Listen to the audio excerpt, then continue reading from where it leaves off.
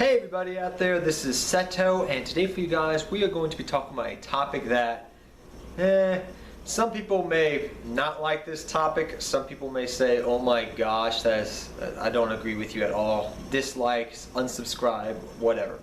And personally, I'm not trying to offend anybody here, but it's just a topic to discuss about and think about and just expand your mind and your thoughts outside of your little box we call it life. And that is, as I wrote the topic down right here on my piece of paper, does Norden spawn creativity in the game of Yu-Gi-Oh? Yeah, I know, I said it. Does Elder God Norden, or as he's known now in the TCG, Elder God Norden, spawn creativity in the game of Yu-Gi-Oh? Now, why do I say this? Well, we're seeing Norden be used in many different decks.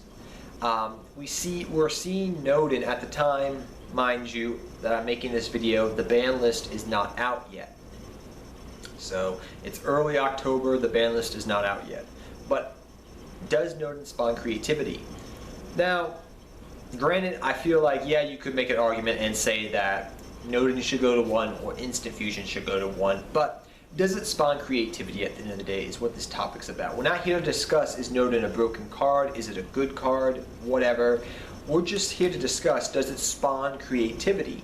Because over the last week or two, since Norden's been released here in the TCG, I've seen many different decks, and me personally, I've played with many decks of my own to try to find other ways I can use Norden's effect to make other decks that are not really that competitive more versatile and more useful. So let me give you a couple examples here. Marauding Captain deck, which is pretty much my own creation of a fun deck, where you pretty much use Marauding Captain. It's a rank 3, rank 4 spam deck. I'm able to use Norden in to make my rank 4s a lot more consistently and more easily. Chronomalies have been another deck I've been playing around with. Norden works well with them to some extent. Star Seraphs, Clowns.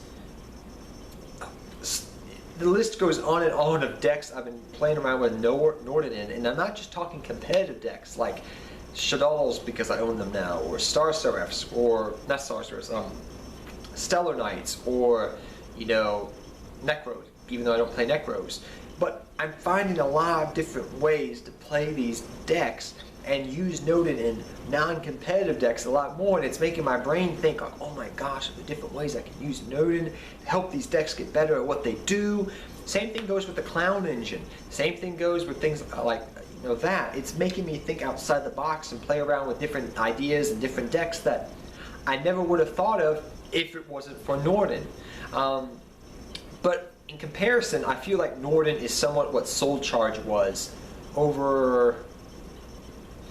It's been a year since, over a year ago, what Soul Charge was to us. It helps in a way. We may not like Soul Charge, we may think it's a broken card, but it helps in a way spawn creativity in creative decks in ways that we wouldn't think of. It helps decks out. Yes, it helps the main meta decks out, but it helps other non-competitive decks out just as much, so we can think outside the box and be creative with our deck building styles for how short a period of time we have that card legal at that amount.